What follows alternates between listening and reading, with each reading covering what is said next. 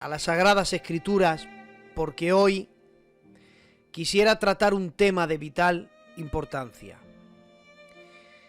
Verán, normalmente el 70-80% de las veces que me invitan a predicar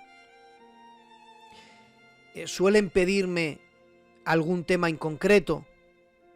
Yo respeto mucho la visión pastoral y respeto mucho esas cosas, y normalmente pues nos llaman a compartir temas en concretos, casi siempre escatología, es una rama de la doctrina que a mí me apasiona, pero cada vez que me invitan a predicar un tema en concreto, yo termino con preguntas y respuestas, por si acaso hay alguna duda en algo que hemos dicho, lo intentamos aclarar entre todos.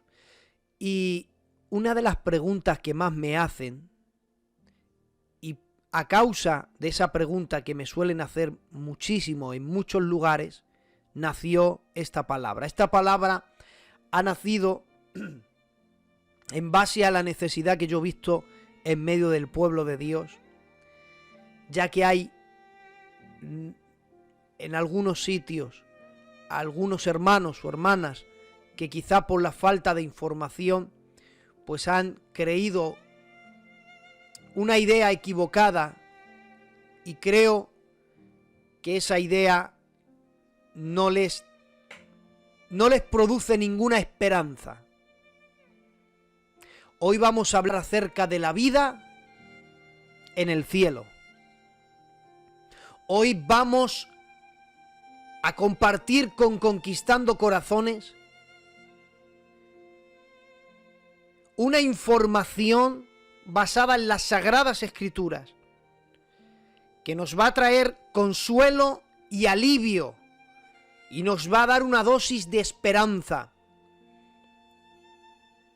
para saber al lugar en el que vamos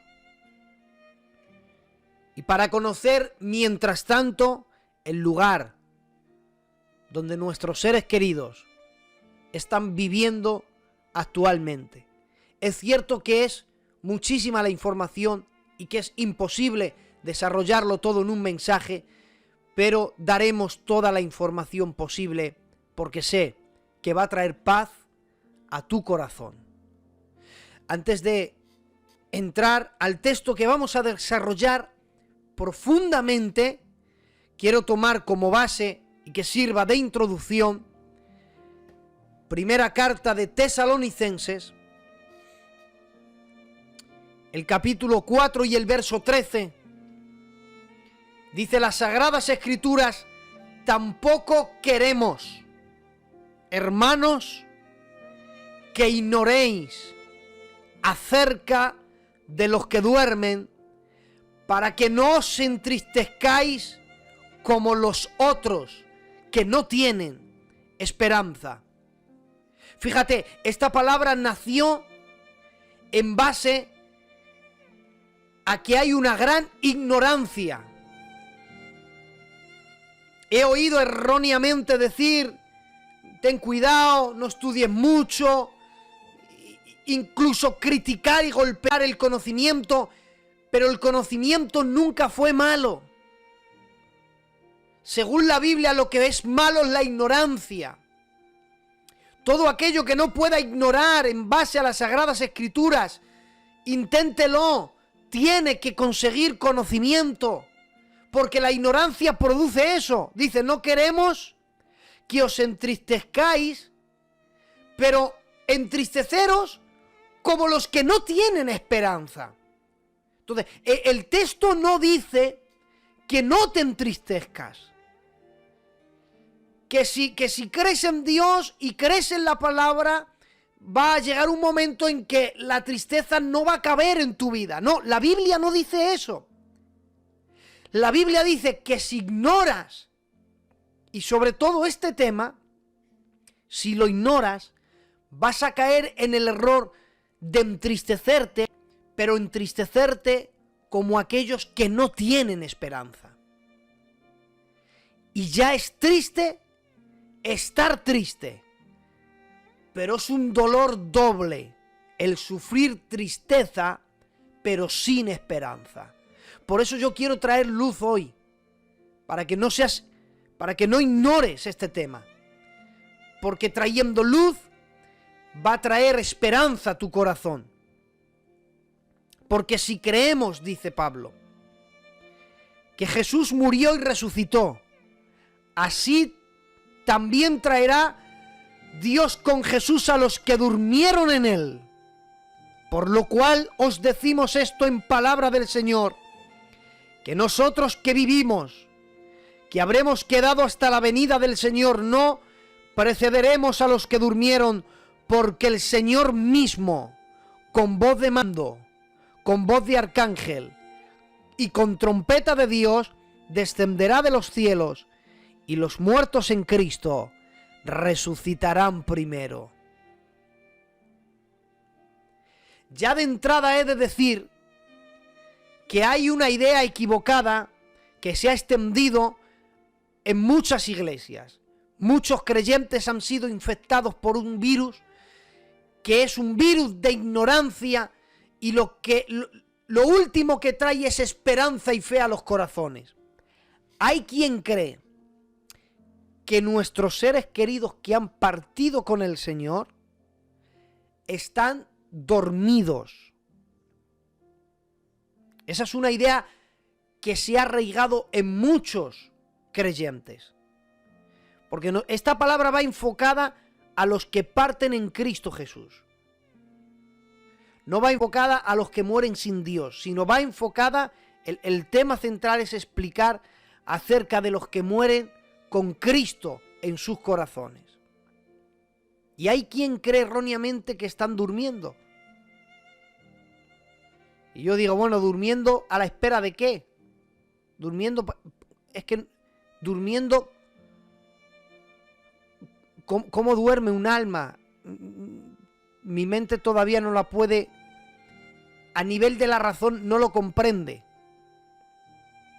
Miren, una base bíblica para que vean que los que en Cristo mueren, los que mueren en Dios, los santos de Dios, no están dormidos. Podríamos hablar acerca de los que mueren sin Cristo, que tampoco están dormidos. Están en la profundidad de la tierra, en un lugar que se llama Seol o Hades. Pero como esta palabra va enfocada en los que mueren con Cristo Jesús, y en los que mueren y los santos que mueren en Dios, vamos a ver, si están dormidos, no se hubiese escrito Mateo capítulo 17, cuando Jesús se transfigura en un monte, y dice la Biblia que se presentaron dos personajes que ya habían muerto, Moisés y Elías. Y dice la Biblia, y hablaban con Jesús. Si están durmiendo no pueden hablar. Porque la Biblia no dice que hablaban en sonámbulos. No. La Biblia dice que se presentaron Moisés y Elías y hablaban con Cristo. Y luego veremos más adelante una palabra firme del apóstol Pablo. Él decía, estoy en estrecho. Si me dieran a elegir de irme con el Señor, de partir o quedarme, no sabría qué elegir. Estoy en estrecho, porque de quedarme aquí soy beneficioso para la obra del Señor. Pero si parto con Cristo es muchísimo mejor, porque dice la Biblia, deseoso estoy de partir para estar con el Señor, dice la Biblia. Es cierto, hermanos, que detalles de la vida, de la eternidad, hay muy poca, ya que la vida después de la muerte es otra dimensión diferente a la que nosotros vivimos. Vivimos en una dimensión espacio, materia, tiempo. Estamos hoy día sujetos por el espacio, la materia y el tiempo, pero cuando partimos de este cuerpo, vamos a un lugar, a otra dimensión que se llama eternidad. Y en la eternidad no está sujeto a materia, espacio y tiempo. Por lo tanto, desde esta dimensión es muy complicado comprender una dimensión diferente de la cual desde aquí no podemos vivir. ¿Cómo ha hecho Dios para darnos un destello del más allá? Aunque este es un texto el que voy a usar, vayan todos los que me estén acompañando con la Biblia, Apocalipsis capítulo 6 y verso 9 en adelante, aunque es cierto que este texto a nivel hermenéutico, y tenemos que dar este dato porque es así, se refiere a los mártires, es decir, a los que mueren por causa de la palabra de Dios y del testimonio que tenían, es decir, a los salvos en la gran tribulación, porque hay salvación en tiempos de gran tribulación. Y otro día, si el tío Juan quiere que explique este tema, se puede explicar con detalles. Hay salvos en días de gran tribulación, el evangelio será diferente al cual conocemos, no habrá como la noche de los martes enseñados por la palabra, no habrá este evangelio que vemos, no tendremos acceso a irnos, vámonos a un culto, a que nos prediquen. ¿Por qué? Porque el cristianismo estará penado por cárcel y por muerte, será un delito penado por la muerte, castigado con la muerte, no se podrá ser cristiano, porque ya se encargará el falso profeta de hacerle publicidad al anticristo para que todos le adoren.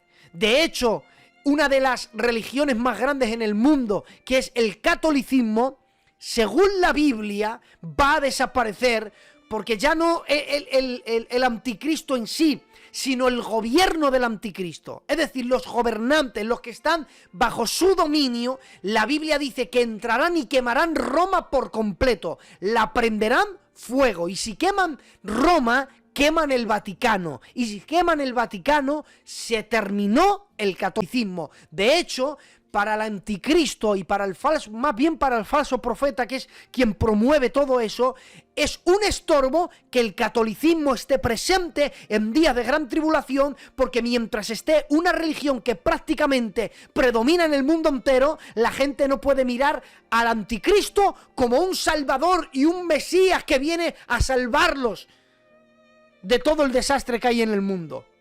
Todo eso es una estrategia elaborada por Satanás. Máxime el cristianismo, que ha sido odiado y perseguido desde que Cristo dijo: las puertas del Hades no prevalecerán contra mi iglesia. Pero aunque este tema se refiere a ellos, pero nos da un destello porque podemos vislumbrarlos a ellos. De alguna manera, Dios, hermanos, abrió los cielos. Tomó a Juan desde hace más de 2000 años, viajó al futuro, le traspasó la barrera espacio y tiempo y le llevó al futuro, hermanos. Le abrió los cielos. De hecho, lo metió en los cielos. Porque dice la Biblia en Juan capítulo 4 que una puerta abierta en el cielo fue abierta y una voz que decía: ven y sube. Y empieza a mostrarle cosas. Entonces Juan fue el único que vislumbró lo sucedido, cosas celestiales. Claro, él no podía describirlas en su totalidad. El apóstol Pablo tuvo una experiencia y dijo: no sé, conozco a un hombre, no sé si en el cuerpo o fuera del cuerpo, que subió al tercer cielo, escuchó cosas inefables que a los hombres no les es lícito expresar. Imagínate verlo. Y entonces, en la apertura de los sellos se ven muchas cosas, pero en la apertura del quinto sello podemos vislumbrar almas. Personas que han muerto y han muerto en Cristo. Y vamos a ver cómo están esas almas. Viendo esas almas nos hacemos una idea de cómo están los que mueren en Cristo. Y yo quiero demostrar que no están dormidos a la espera de no sé quién que les despierte. Porque lo que va a levantar Dios es el cuerpo. Pase el tiempo que pase, Dios no va a desechar mi cuerpo, y eso lo vamos a decir después. Mira cómo estaban. Y vi las almas de los decapitados, o de los que habían sido muertos por causa de la palabra de Dios y del testimonio que tenían. Capítulo 6, verso 10, y clamaban a gran voz diciendo: ¿hasta cuándo, Señor santo y verdadero, no juzgas nuestra sangre en los que moran en la tierra? Y se les dieron vestiduras blancas, y se les dijo que descansen todavía un poco de tiempo hasta que se complete el número de sus consiervos y hermanos que también habían de ser muertos como ellos.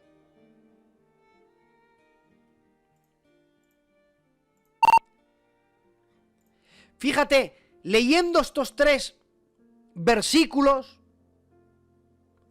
yo he podido ver aquí al menos 15 puntos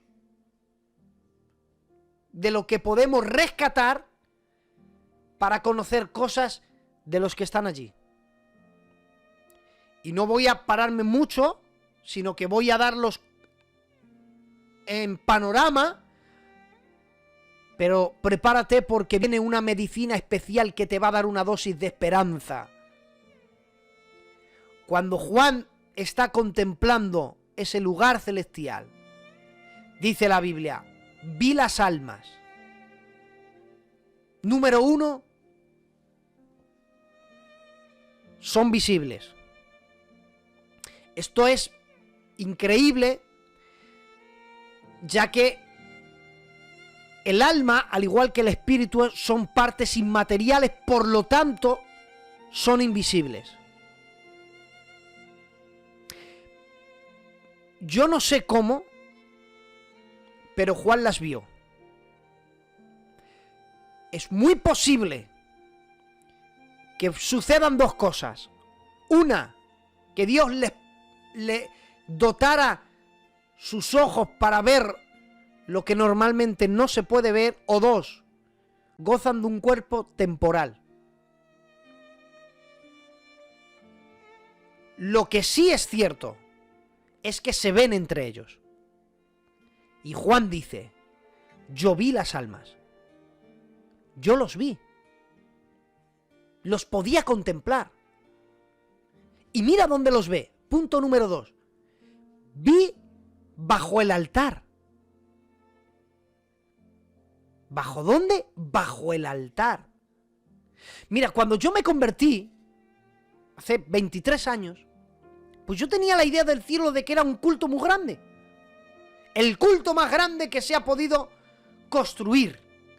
Y que todo el mundo nos sentaríamos allí en bancos y celebraríamos un culto para toda la eternidad. Pero cuando me sumerjo en el mundo de las Sagradas Escrituras me doy cuenta de que allí hay mucho más de lo que mi mente puede entender y razonar. De momento, por los detalles que la Biblia nos dice, de momento allí hay un templo. Un templo impresionante. Un templo tan increíble que cuando Moisés sube al monte y él luego da instrucciones de hacer el tabernáculo, dice la Biblia que se hizo conforme el modelo que se le había mostrado en el monte. Es decir, Dios no le dio los planos, Dios le mostró. Y le mostró algo, ¿el qué? Le mostró el templo celestial, y en base a eso lo hizo en tiendas. Por eso luego Salomón construye el templo en base a el tabernáculo y cambia las cortinas por piedra. Pero la Biblia nos enseña que allí arriba hay un templo. Y mira si la Biblia nos enseña que hay un templo, que la Biblia dice en Hebreos que entró en un templo no hecho por manos humanas para ofrecerse Cristo, hermano. Mira, en el Antiguo Testamento los sacerdotes se les traían, los pecadores traían una víctima, un cordero, y se la ponían en manos del sacerdote, y éste sacrificaba para cubrir los pecados. Todo esto en el de la tierra, pero en el celestial no pasó ningún hombre, porque no podían. Pero no tenemos un sumo sacerdote que no pueda compadecerse de nuestras debilidades, sino uno que fue tentado en todo pero sin pecado. Un sacerdote hecho más sublime que los cielos. La Biblia dice que entró en aquel templo y él ejerció de sumo sacerdote.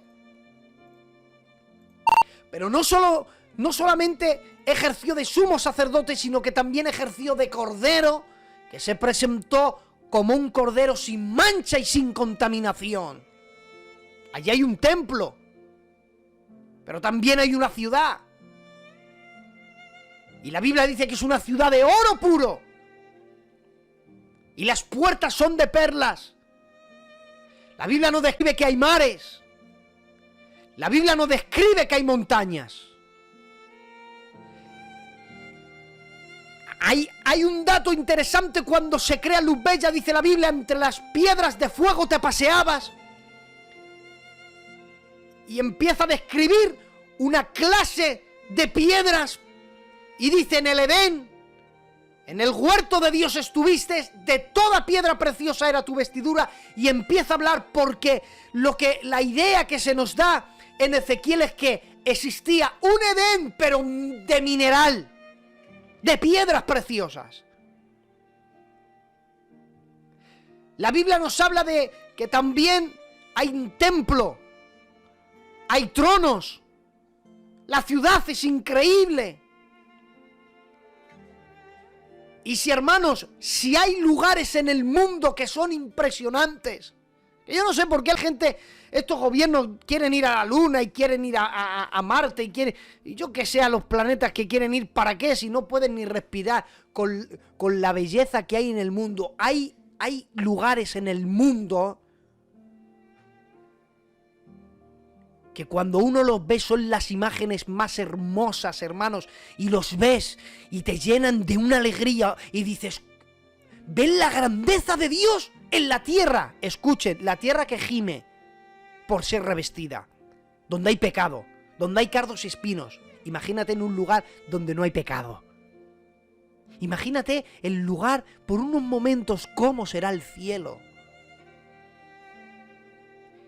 En el cielo hay cosas que nosotros no podemos imaginar. Hay muchas más cosas.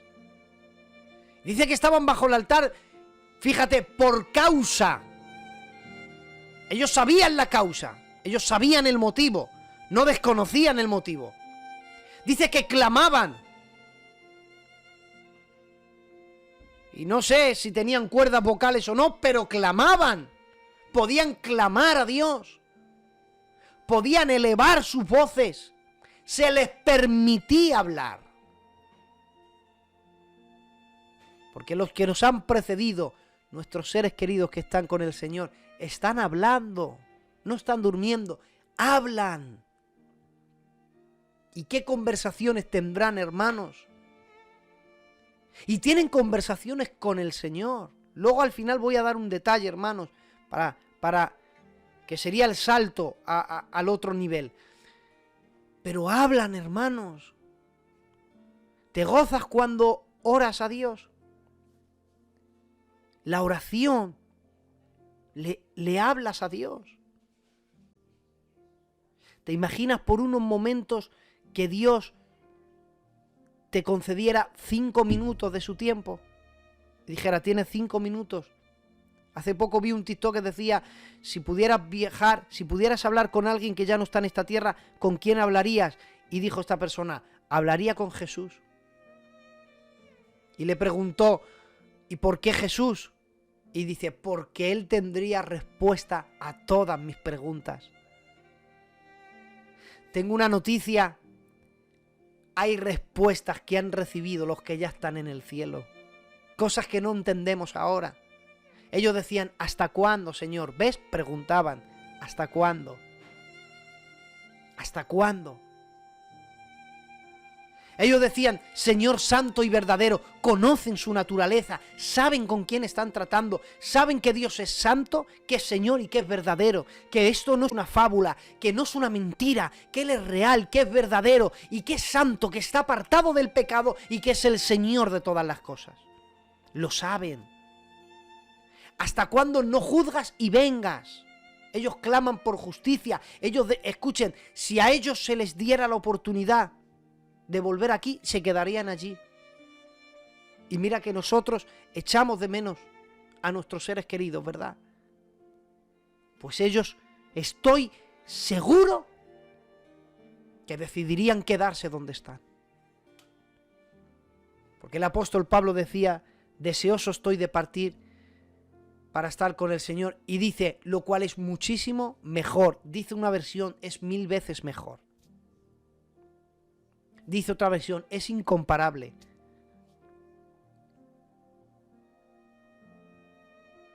¿Hasta cuándo, Señor?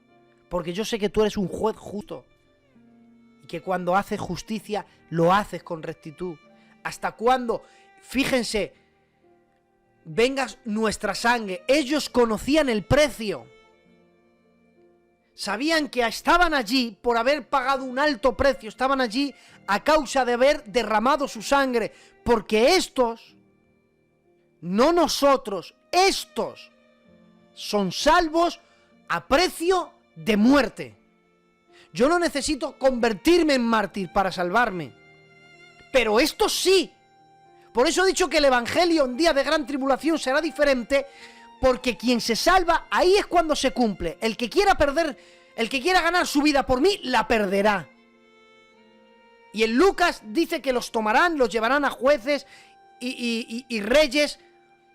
Y dice que allí, dice, aquello será momento para testimonio. O sea, el testimonio se va a dar delante de jueces, gobernantes, a punto de ser sentenciado a morir, que te digan, si niegas a Cristo no mueres. Pero estos estaban allí por causa de su vida. Habían dado la vida por el Señor. Pero conocían el precio. ¿Hasta cuándo la sangre? Y dice, de los que moran en la tierra. Otro detalle, sabían que no estaban en la tierra. Ellos ya sabían que estaban en un lugar diferente, que ya habían salido de la tierra. Ellos sabían que ya no estaban allí. Esto nos habla de un conocimiento pleno, hermanos. Pero me encanta este detalle. Dice, y se les dieron. Y se les dieron. Quería, hermanos, dar este detalle con un trozo de alabanza. Porque cuando dice, y se les dieron, el texto griego implica que Dios hace algo personal a cada uno. Y es que se los lleva aparte. Implica comunión personal. Cuando llegue a tu presencia, oh Señor, no me importa en qué lugar de la mesa me hagas sentar, y el color de mi corona, si la llego a ganar. Solamente una palabra, si es que aún me queda voz, y si logro articular tu presencia. Y cuando suben, el Señor se los lleva No aparte. te quiero hacer preguntas, solo una petición. Y si puede ser a solas, mucho mejor. Dice la Biblia que Dios les vestirá a cada uno de ellos. Solo déjame mirarte cara a cara. Imagínate mientras le ponen las vestiduras. Como un niño en tu mirar. Contemplar el rostro que tanto deseamos ver. Mucho tiempo y que nadie diga nada, porque estoy viendo al maestro cara a cara. Que se ahogue mi recuerdo en tu mirar. Quiero amarte en el silencio y sin palabras. Y que pase mucho tiempo y que nadie diga nada, solo déjame mirarte cara a cara. Y dice la Biblia, y se les dijo. Y cuando la Biblia dice y se les dijo, es que Dios habla con ellos. Y te imaginas a Dios hablando contigo. Y mientras tú contemplas su rostro hermoso, Él pone unas vestiduras blancas. Cuando entremos allí, y los que nos han precedido cuando han entrado, el primer rostro que han visto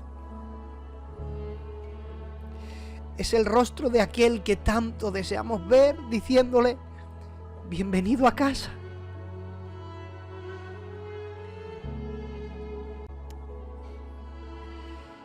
Y bastará cuando contemplemos su rostro, cuando comprendamos todas las cosas.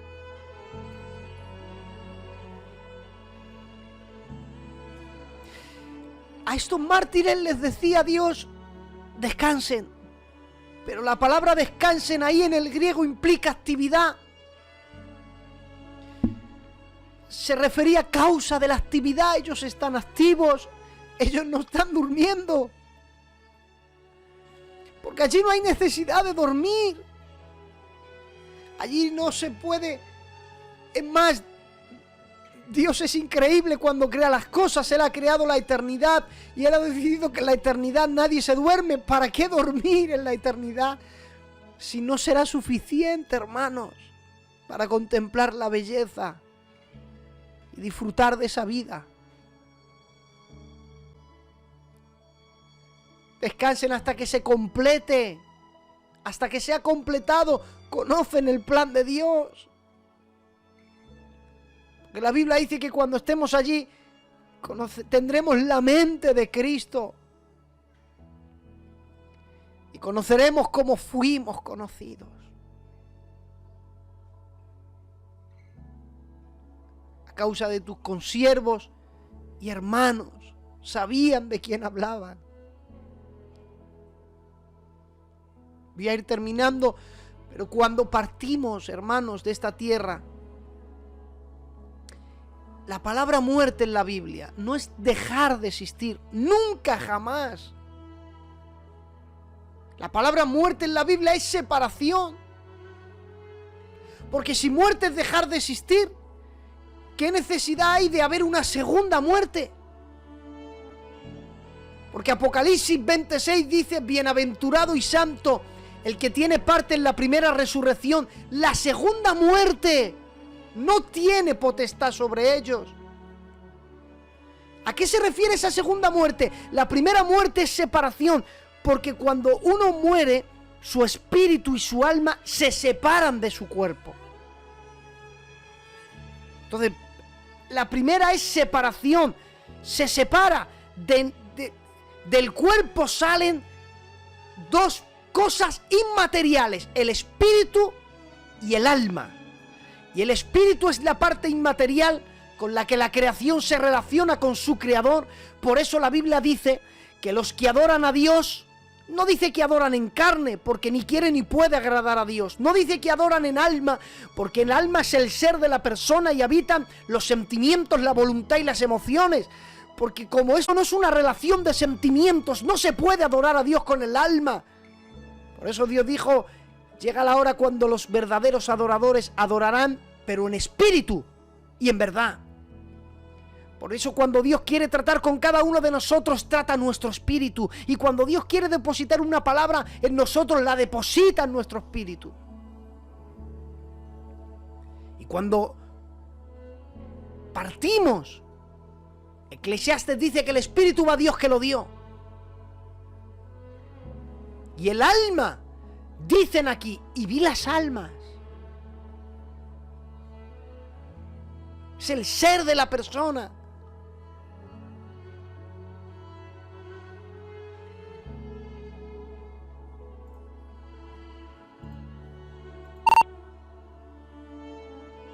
Y hay textos que nos hablan de un ser tripartito.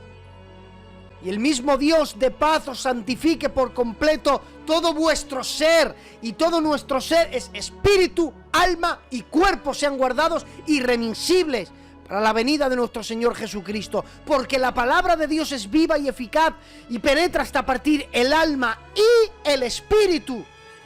Y discierne los pensamientos y las intenciones del corazón. Por eso Génesis dice la Biblia, aconteció que al salir, hablando de Raquel, dice, y al salírsele el alma murió cuando dio a Benjamín. Y más para adelante en el 35-29 dice, exhaló Isaac el espíritu y murió. Porque cuando partimos sale el alma y el espíritu. Pero esto es una desgracia. Dios es el único que piensa diferente al ser humano. Porque hay un texto que dice: estimada es a sus ojos la muerte de sus santos. Diría otra versión: preciosa es a sus ojos. Cosa maravillosa cuando Él recibe a uno de los suyos.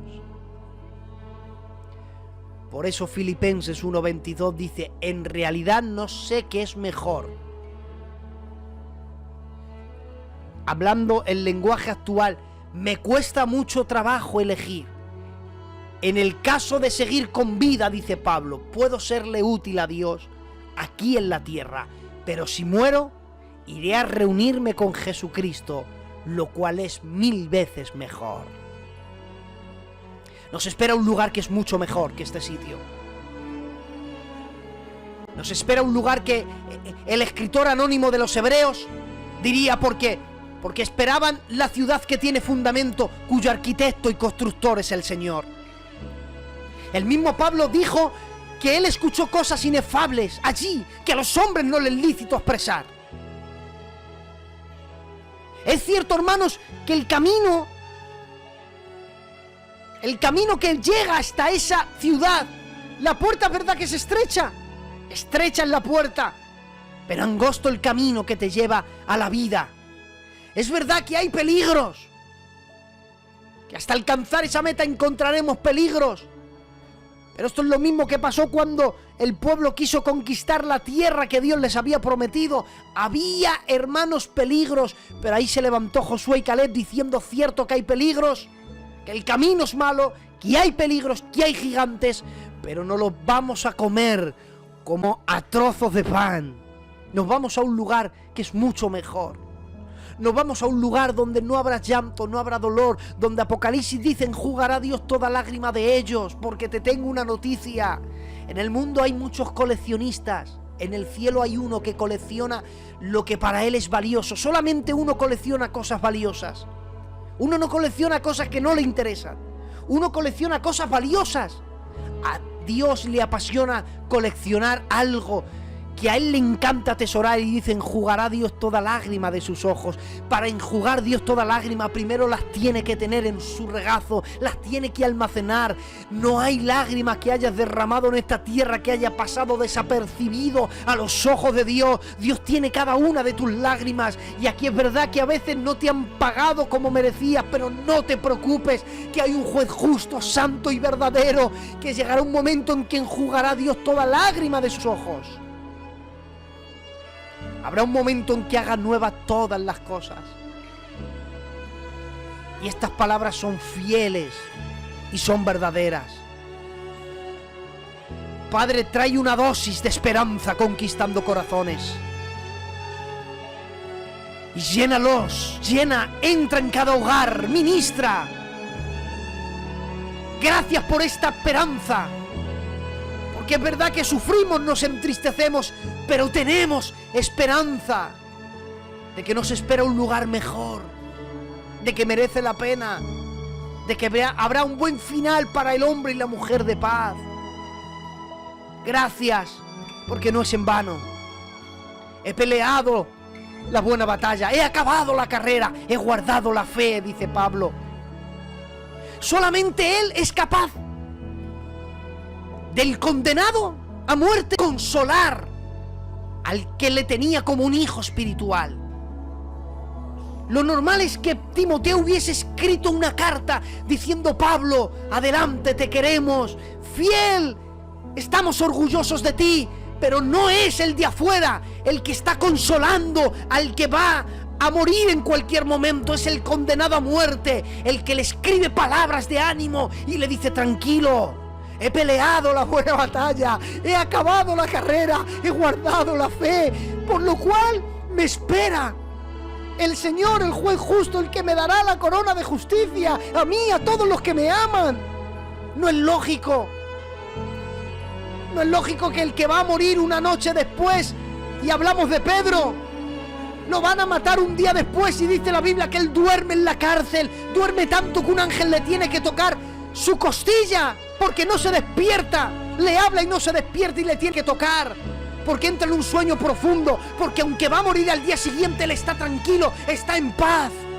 Porque va a un lugar mejor. Esta tierra, la Biblia dice que lo único que tiene es cardos y espinos. Corto de días, ansiado de sinsabores es la vida. Como un soplo pasan los años. 70, 80 años, los más robustos. Con todo eso, dolor, angustia, pesar.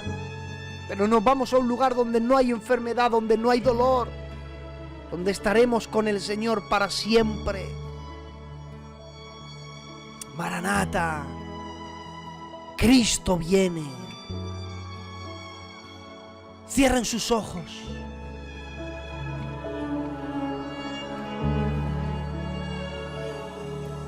Amén. Aleluya.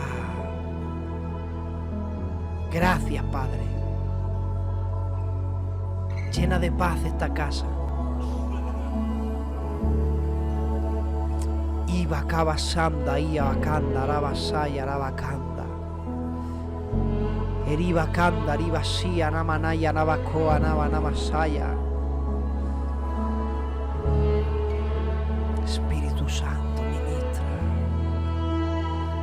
Consuela a los enlutados. Dales una dosis de esperanza. Para que no se entristezcan como los otros que no tienen esperanza. Ibakanda, Aribasaya, Aribakanda, Eriba Kia, Naba, Namasaya, Arabakanda. Espíritu Santo, fluye en los hogares. Allí donde llegue esta palabra, trae una dosis de esperanza.